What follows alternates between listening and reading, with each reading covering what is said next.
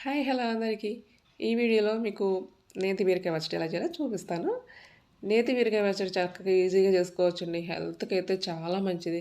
చలికాలం గనక నేతి బీరకాయ పచ్చడి తింటే చక్కగా మంచిగా ఆకలిని పుట్టిస్తుంది. అలాగే పీచు పదార్థం ఎక్కువగా ఉంటుంది కాబట్టి మలబద్ధకం సమస్య అనేది రాకుండా ఉంటుందండి. మీరు తప్పకుండా చలికాలం దొరికినన్నాళ్ళు నేతి బీరకాయ పచ్చడి అప్పుడప్పుడు చేసుకొని రైస్‌లో కానీ, టిఫిన్స్‌లో కానీ చక్కగా వేసుకొని తినేసేయొచ్చు. హెల్త్‌కి అయితే చాలా మంచిది. కార్తీక మాసంలో తింటే ఇంకా మంచిదండి.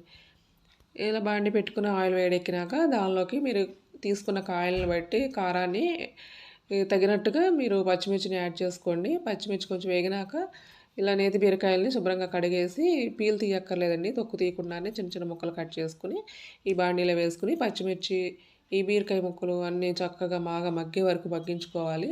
మీకు కనుక ఈ వీడియో నచ్చితే తప్పకుండా మీ ఫ్రెండ్స్కి కూడా షేర్ చేయండి. ఎందుకంటే వాళ్ళు కూడా చూస్తారు. ఇలాంటి మంచి వీడియోస్ చూడటం వల్ల చక్కగా వాళ్ళు కూడా చేసుకుని హెల్త్‌కి మంచిది కాబట్టి మనం మన ఫ్రెండ్స్కి కూడా షేర్ చేయొచ్చు. చూడండి ఇలా దీనిలోకి కొంచెం బాగా మగ్గిపోయిన తర్వాత ఒక 2, 3 రెబ్బలు చింతపండు, 4 వెల్లుల్లి రెబ్బలు, కొంచెం జీలకర్ర వేసుకోవాలి. చక్కగా వేసేసుకొని దానిలోకి జీలకర్ర కొంచెం ఎక్కువ వేసుకుంటే బాగుంటుంది.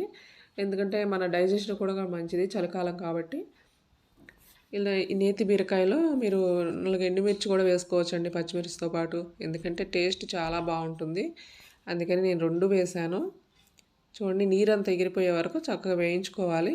ఈ వీడియోస్ తప్పకుండా సబ్స్క్రైబ్ చేసుకోండి. పక్కనున్న బెల్ మీద ప్రెస్ చేస్తే ఆల్ అనే ఆప్షన్ వస్తుంది. ఆల్ అనే ఆప్షన్ కూడా ప్రెస్ చేస్తే నేను కొత్త వీడియో పెట్టగానే మీకు వెంటనే నోటిఫికేషన్ వస్తుంది. వెంటనే చూడొచ్చు. ఇలా చల్లగా ఆరిన తర్వాత మిక్సీ జార్లోకి తీసుకుని సాల్ట్ సరిపడా చూసుకుని వేసుకోండి. ఉప్పు సరిపడా వేసేసుకొని చక్కగా మెత్తగా గ్రైండ్ చేసుకుని పెట్టేసుకొని తీసుకొని తాలింపు వేసుకోవటమే. దానిలోకి సేమ్ బాండీలో కొంచెం ఆయిల్ వేసేసుకుని దానిలోకి పచ్చెనగపప్పు, మినపప్పు, ఎండుమిర్చి, ఆవాలు, జీలకర్ర, వెల్లుల్లి రెబ్బలు, 4 మెంతులు అలా వేసేసుకొని చక్కగా కరివేపాకు వేసుకొని వేయించేసుకోవటమేనండి.